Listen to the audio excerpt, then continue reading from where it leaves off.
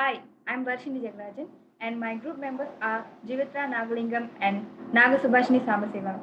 Today, we're going to present about intellectual property and entrepreneurship in new era. Question 1. Explain intellectual property. Intellectual property refers to creations of the mind such as inventions, literary and artistic works, designs and symbols, names and images used in commerce. Is a category of property that includes intangible creations of the human intellect. Question 2. Describe the various types of intellectual property, copyright, patent, and trademark. There are many types of intellectual property, and some countries recognize more than others. The most well known types are copyrights, patents, and trademarks. First, copyright. Copyright does not secure ideas, or maybe it as it were covers tangible forms of manifestations and unique work for illustration, craftsmanship, music, building drawings, or indie software codes. The copyright owner has the exclusive right to offer, distribute, and or replicate any scholarly, melodic, sensational, imaginative, or structural work made by the creator. Second is patent. A patent may be a form of right granted by the government to an inventor or their successor in title, giving the proprietor the correct to exclude others from making, utilizing, offering, advertising to offer, and bringing in an innovation for a restricted period of time in exchange for the open divulgence of the innovation. An innovation could be an arrangement to a particular technological problem, which may be an item or a process, and by and large needs to fulfill three primary prerequisites. It has to got to be unused, not self-evident, and there ought to be a mechanical appropriateness. To enhance the body of information and invalidate advancement, it is a commitment for obvious properties to reveal important data approximately their innovations to the open. Third is trademarks. A trademark may be a recognizable sign, plan, or expression which recognizes items or administrations of a specific dealer from comparable items or administrations of other dealers. Trademarks are another familiar type of intellectual property right protection. A trademark is a distinctive sign which allows consumers to easily identify the particular goods or services that a company provides. Some examples include McDonald's Golden Arch, the Facebook logo, and so on.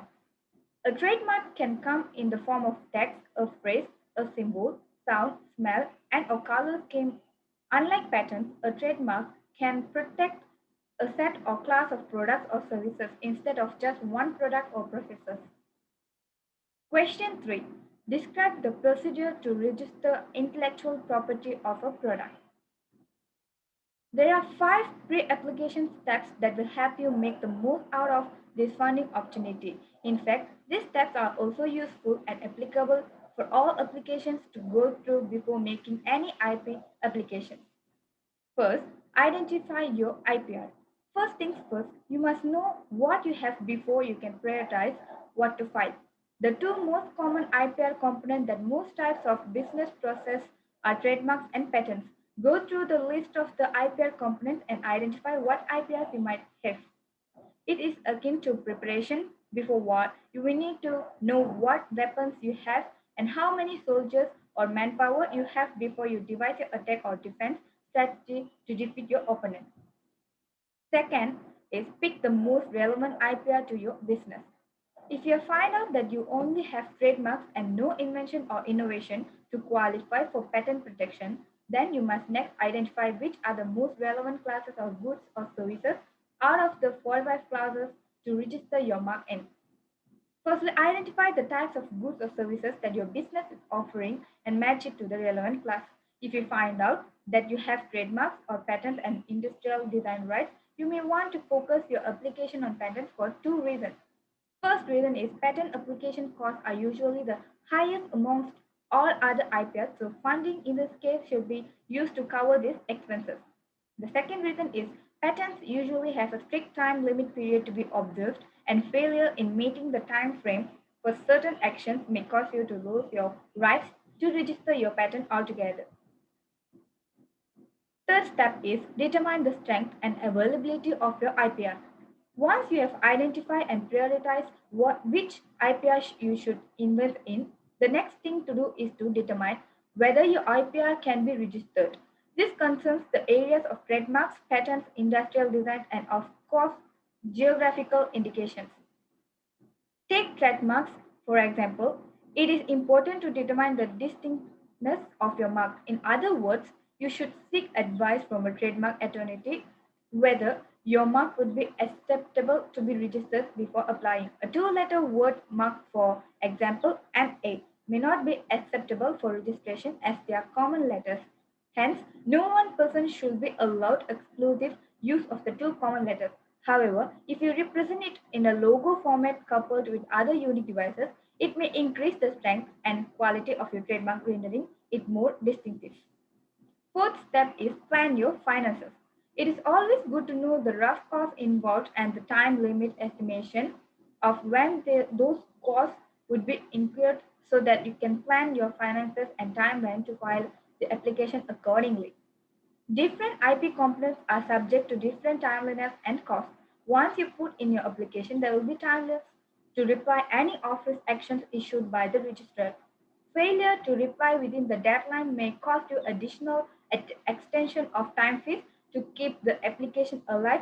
Otherwise, the application may be treated as abandoned and subsequently removed from the register. Fifth step is apply for funding. Once you are done with these prior steps, you are now ready to apply funding for your desired IPR category. Ensure you read through the application process and submit all the required documents. You don't want your application to be rejected because of a technical error. It is a simple and obvious step, yet it is often overlooked and taken for granted. Next, my team member Naga Subhashni will continue on.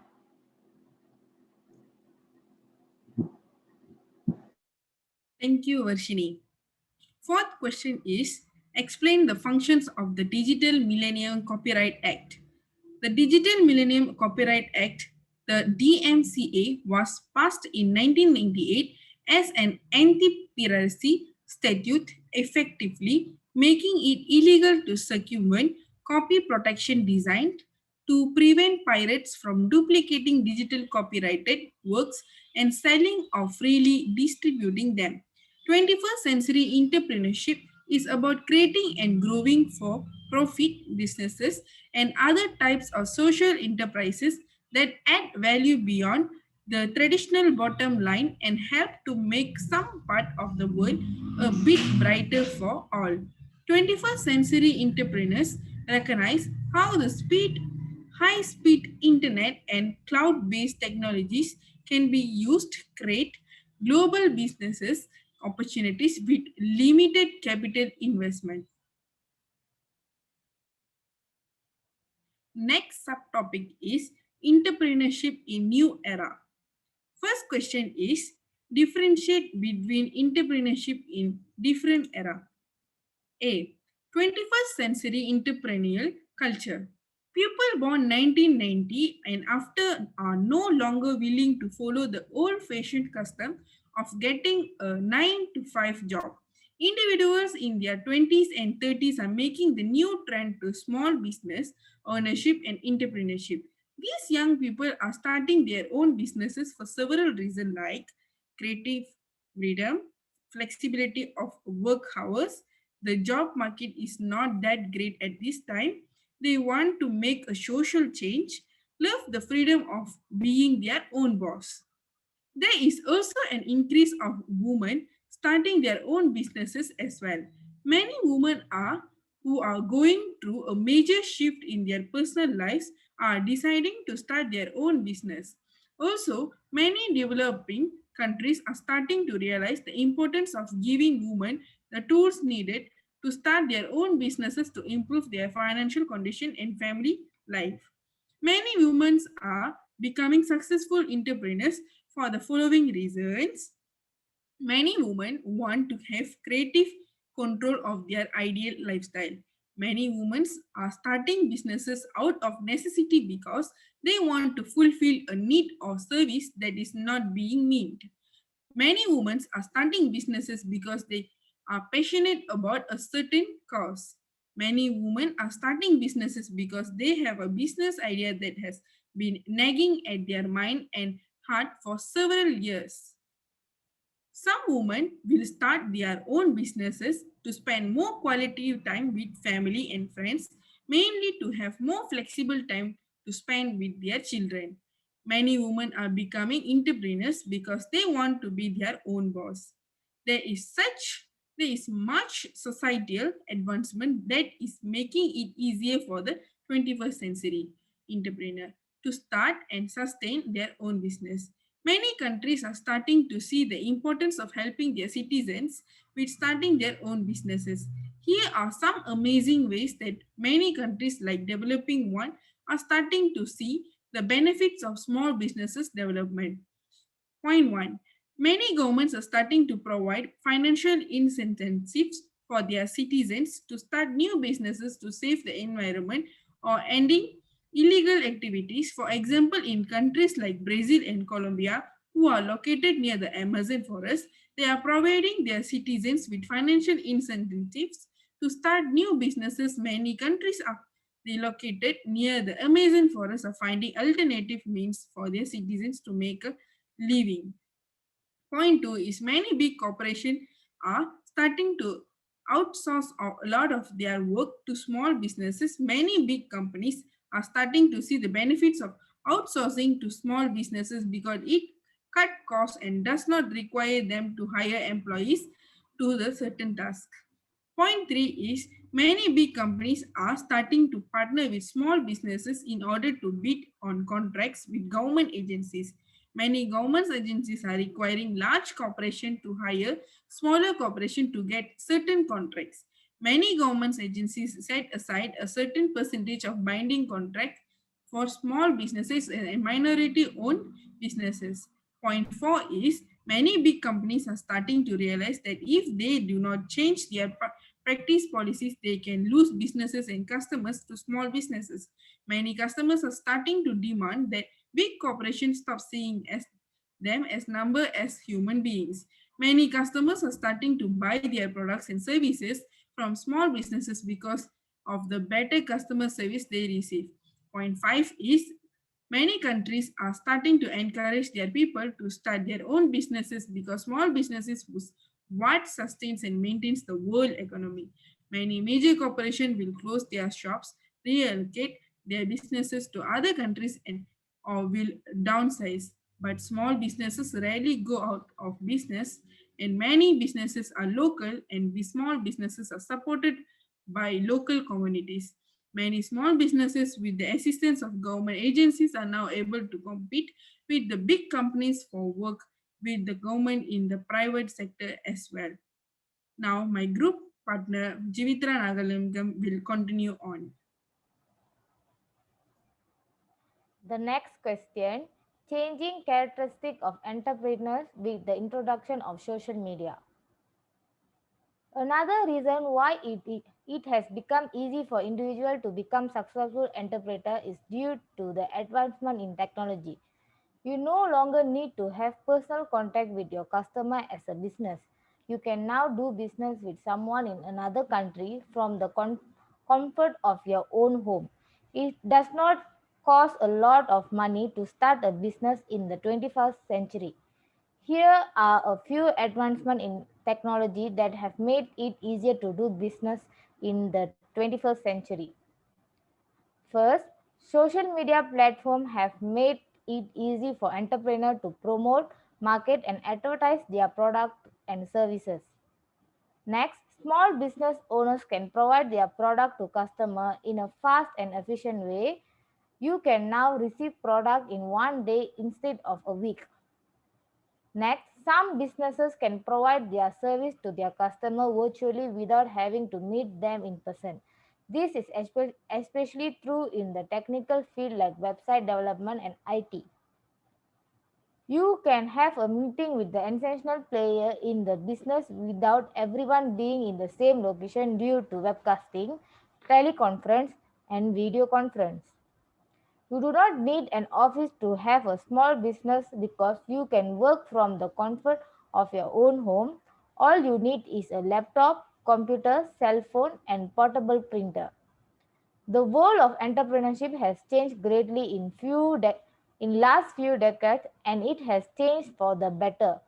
So if you have to decide to start your own business or become an interpreter, you can do it without being fearful of doing so.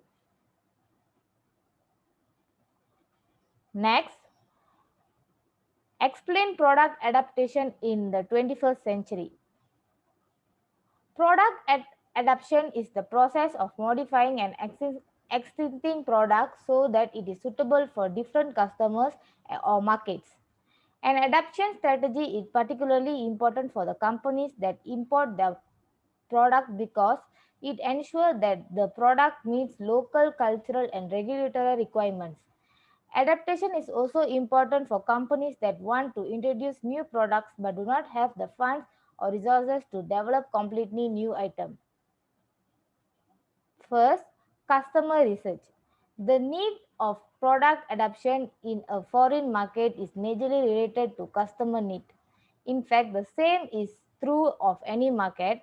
By comparing the features that customer consider important with your current product specification, you can identify gaps and opportunities to improve the product appeal.